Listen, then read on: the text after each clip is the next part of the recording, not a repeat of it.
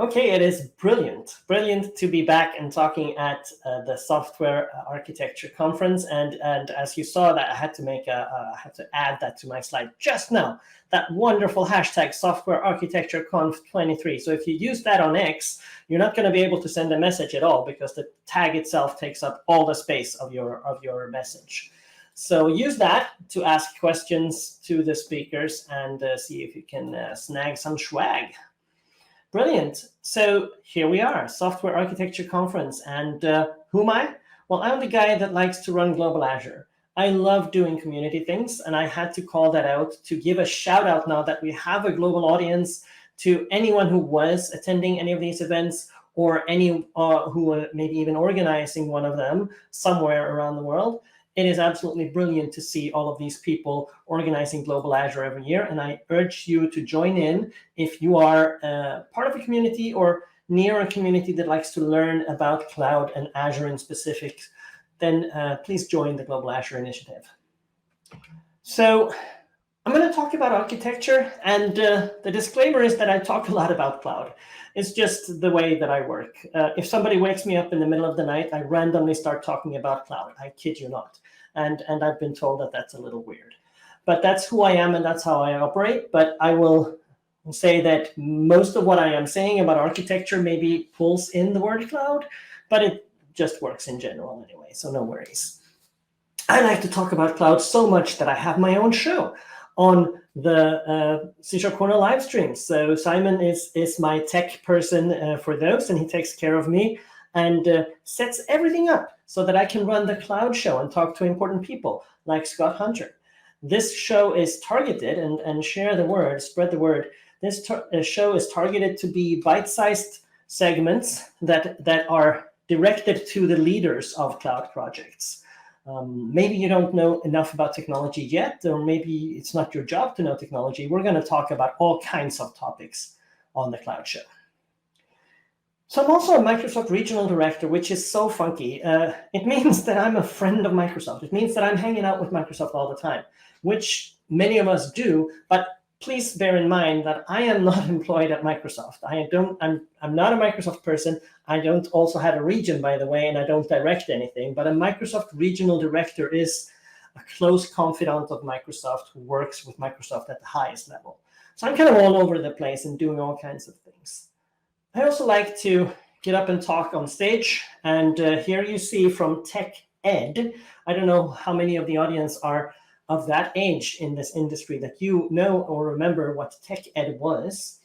If you go to find Tech Ed on Wikipedia these days, it'll redirect you to Ignite. They will explain that Tech Ed, Ignite used to be named Tech Ed, but Microsoft rebranded it. So back in 2009, I gave this presentation, The Role of the Software Architect, Caring and Communicating, at Tech Ed in Berlin. So as you notice, I have been talking about cloud for a long time, and I have been talking about software architecture for a long time. This was even, cloud was announced, but not really, all the way to production yet.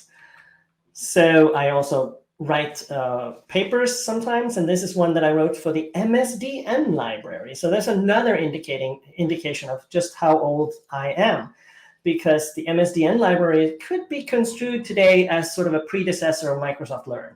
So 2008, I wrote the Architect in the Architect blog about capabilities. It's not even a blog. This was a page in their official documentation that I wrote about the role of the software architect. And that's what I want to talk to you people about today. Before we dive into all the wonderful topics that you saw Simon scrolling there just before, I'm excited about all these, topics about queues and about serverless and various things. I'm going to try to watch as much as possible of this. And yes, absolutely, technology and wonderful architecture is so important. I want to talk about the responsibility that we have as software architects. So the software architect is the keeper of the flame. He is the owner, or he or she, the person is the owner of the principles that the project follows. So what does that mean? What is that about? Well, I'd like to dive into that given 3 quick topics, one after another here as fast as possible. One, the example of things that you are responsible for as an architect is to not choose the cool path. And I will explain to you what that means. Also, you have to realize that architecture will change, difference from actual building houses architecture there or bridges. When you do software architecture, you know for sure that it's going to change. And then your behavior as the architect will reflect on the rest of the team. So you set the example. So if we talk about the not choosing the cool path first, or maybe not to succumb to the latest trend, if you will, I'll tell you what I mean about this. So as a software architect, you can see things like this.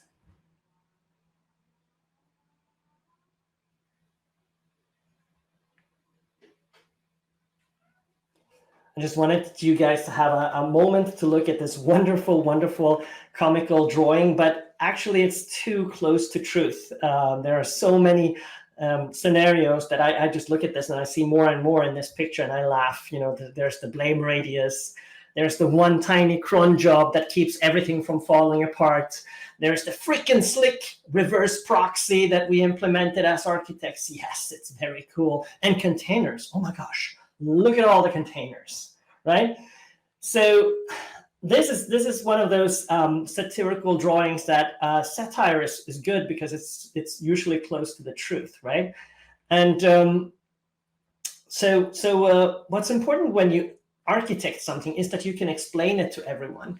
Everyone in the company should be able to stand up and give an explanation of the architecture. If they can't, then it's too complicated. And so this reminds me of Thumper in Bambi, who is giving a little citation when he's being naughty. His mother says, remember what Daddy said? And he kind of stretches himself up, and gives a little citation, eating greens. And then he comes to the conclusion that the flowers are the best part, right? So the flowers are the best part. And in software architecture today, we all know that the flowers are in fact Kubernetes. That's the best part. I mean, everything should be containerized. Kubernetes is awesome. Containerize all the apps. Or should we really containerize all the apps? I'm not calling Kubernetes a fad or something that will go away. Not at all. It's going to stay forever. And it's great technology. Kubernetes is great technology. What I find so many times is that it seems that the architectural decision was based on popularity. Kubernetes is cool, it's hip, it's hipster, it's fresh. We got to use that because reasons, because it's cool, right? And I've seen, unfortunately, on many occasions, how that leads to problems. It leads to scenarios we cannot handle. And one thing that you have to understand is that you have to take care of a Kubernetes setup. If your organization does not have a team that is already very skilled at this, please don't try to start using Kubernetes just because you think you should, because that's going to lead to so many problems that you are not equipped to handle. Scaling and maintaining and fixing up and securing and all the things that you need to understand how to do with Kubernetes is super important. Otherwise, just don't do it. And far too many who are going down that path really are not aware of what they're getting themselves into. And they should have maybe used another approach instead. For example, using cloud-native platform services. So rather than spinning up your own cluster with machines, your instances, your scale sets and various things that you might use to envision that or to realize that, then maybe just deploy the application to a platform service. Maybe use an app service. So, but what about vendor lock-in? If you're using all the services in the platform, aren't you going to be locked in by the vendor? Well, I mean, the vendor is going to say, oh, we don't want to lock you in because, we don't want to lock you into using our services because it's really easy to rehost to another vendor, right? It is easy to rehost to another vendor. Well, Yes and no, right? I want to share a piece of information with you that I don't know if everybody knows, but statistically, the platform vendors have figured out the answer to the question, how many cloud platform services does it actually take for a customer to choose to never leave?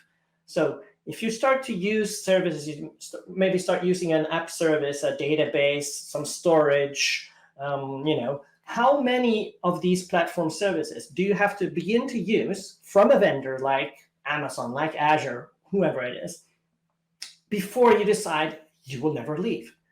The answer is 5. 5 is the answer. And that's an amazing number. You would think it's more, but it's not. After that, you're definitely not going to leave. So for myself, the vendor lock-in question is super uninteresting. If you really want to leave, then do. It's going to cause you a lot of pain, and then go somewhere else and see if you're happier there. But what I think as an architect is much more interesting is to realize that whether you deploy your application to a virtual machine, to an app service or a container or any other method, hosting is just a deployment concern.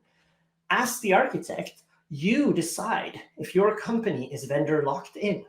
That is your responsibility. As the architect, you decide if the application is portable using responsible abstractions like interfaces, proxies, dependency injection, isolating a reference to a specific service to just one component, using a sidecar pattern. All of these things and more are tools of your trade, and you decide how much your code, the code that is in the app that you have architected, will tie you to a specific underlying solution or service. That's you who decide that. And the architect, like we said before, as we know, is the owner of the principles that the project follows. Okay, I said that at the beginning. That's what the architect is responsible of hand-holding and taking care of. And then I had to use AI to generate a photo of the elephant in the server room, which is this picture here. I'm not going to talk about AI a lot here. AI certainly is all the rage, and everybody wants to use AI. We want to have the same application as before, except now with AI. And AI is the holy grail. Oh my goodness, it is the best. Now, I'm not suggesting AI, same as I said with Kubernetes, is something which is a fad and is going away. AI has the potential, and it's probably, definitely, changing our entire industry. We just need to figure out how. When you have the responsibility of architecture at a higher level, you have to think about the Quan that Cuba Gooding Jr. said in Jerry Maguire, which is like all of it. Everything that it works, like it just comes together and everything is cool, everything is great, because you have to be concerned with show me the money. So I want to give you a quick example. I saw it not just 2 hours ago, and I just added this slide in where AI is amazing. AI has been used in a grocery store to reduce food waste in the store by 40%. By in fact keeping a living an ongoing track of how much stock is on the shelves and what are the dates of these produce. And so being able to alert the shopkeepers to say, okay, you need to put a discount on chicken breast, because otherwise some of that chicken breast is not going to be sold and it's going to go spoiled. So put a discount on it now and make sure that you sell it before it's waste. And oh my God, that is an amazing example of how to save the world. But too many people are just saying, oh, I want AI in my app. And to that, I just say, show me the money. Because you have to understand that when you jump on the bandwagon of a cool trend, please be responsible. That's your job as the architect. So don't be afraid to change. So this is a business fable of some characters who are living in a labyrinth where there's cheese. And suddenly one day the cheese gets moved. And the rest of the book is about how these different types of personas handle change. You will have the people who are resisting the change. You will have the ones who are afraid of the change. You will have the ones who are excited about it. And then the ones who are carefully seeking out the landscape and figuring out where in the labyrinth did the cheese actually move. And I think that's the little blue mouse to the left there called Sniff. I think the architect should be like that. Curious about finding new solutions and ways, but not jumping headfirst in, and certainly not resisting it, because resisting change it's going to be the end of you. So the architect, again, like I said in the intro, is the keeper of the flame. The architect should be the person that holds up the flame high and goes through the labyrinth and leads the others for them to find a way to understand where the new cheese is. What's life going to be like now that the cheese has moved? That's what the architect does. He leads the path. He's the keeper of the flame. So everything was fine, and then people, right? Technology can be advanced, but it is commonly straightforward. While humans are never straightforward, never. Or in other words, humans have more issues than any repo. And it's true. It's true that this is a problem, that people are the ones that are difficult. Technology is usually, you can usually overcome it. You will in your company have, the person who will resist change. And while this picture is funny in the cloud context, that somebody is not willing to change anymore, I don't want any cloud, we got to remember at the same time that these people have every right and to be respected and remembered as the proud IT architect that they probably are. Maybe they don't want to change to cloud, but at least they should be respected, and their experience should be valued in the company when you transform into this new architecture that maybe is using a cloud platform. And I think that's important to remember as well. So if I could ask you a question, that would be good, but I can't, not in the time that we have, because you're not a live audience, you're a virtual one. What is the number one threat that your beautiful software architecture will ever face? I'll tell you right now that it is success. That's the number one threat. Hopefully your business will be hugely successful. You'll make all the money in the world and have lots and lots of millions of global customers and so forth. Yes, brilliant. Except that your software architecture was never architected for that scale. It was not financially viable at the start to create a global, redundant, failover, something architecture. You didn't have the money for that, and quite frankly, you also didn't have the customers for it. So you start by building something else, and the software is adapted to that reality. And then, yet here we are now, losing customer opportunities when we become a big hit and our business is booming and we need more power.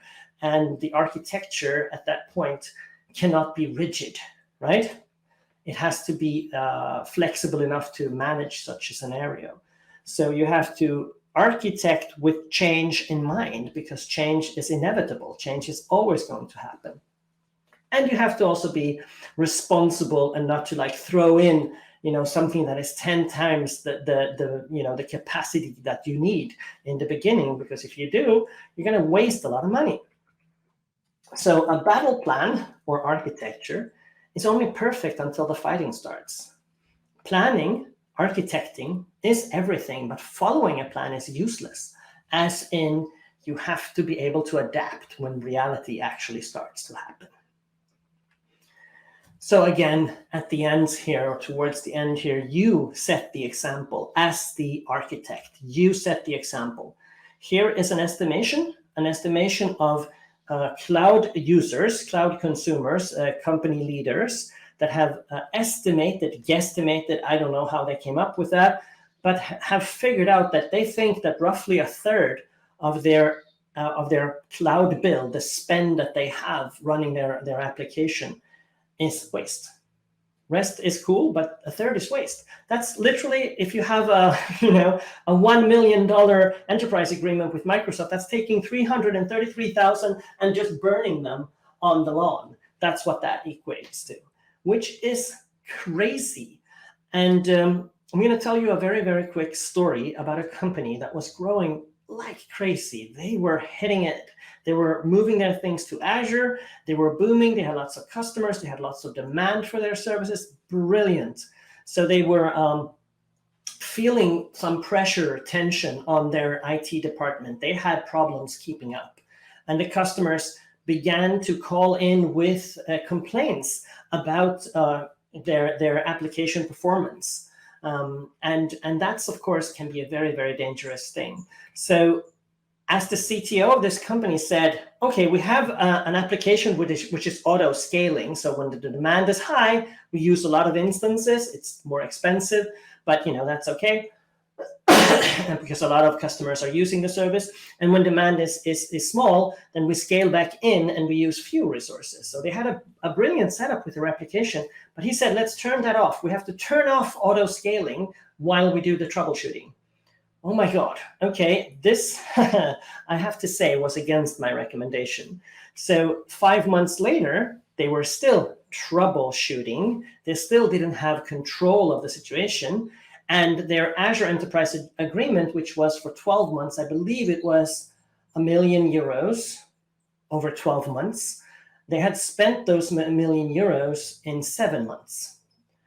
And that's a lot of money kind of wasted because they couldn't find the problem of performance. They couldn't rectify or fix the problem of performance. So they had to set their scaling to a rigid maximum and just spend a lot of money extra. And that's just an architect who didn't foresee that this was going to happen, and also maybe didn't have the appropriate monitoring and things in place at the same time, right?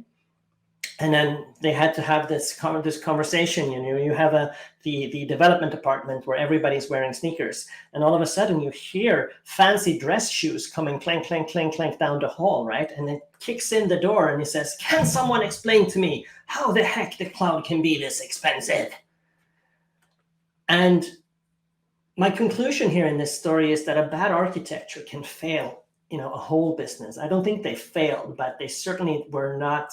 They were slowed down to a crawl, and that hurt the business something awful, just much more than that money wasted on the cloud spend. It hurt them even worse. So your architecture can save the jobs and the future happiness of everyone you work with. That is the responsibility that we have. And so the architect is the owner of the principles that the project follows. And she is the keeper of the flame. That is what you have to remember. You have a leadership responsibility as architects. So don't choose the cool path. Stay away from that, or at least motivate. Ensure that you know exactly why you are on the cool path and that it is the relevant right thing to do. Whether that is Kubernetes, could be. Whether that is AI, could be, or anything else. Do not also be afraid to change, because change is inevitable. Change is always going to happen. And the worst thing that can happen to your architecture is huge success.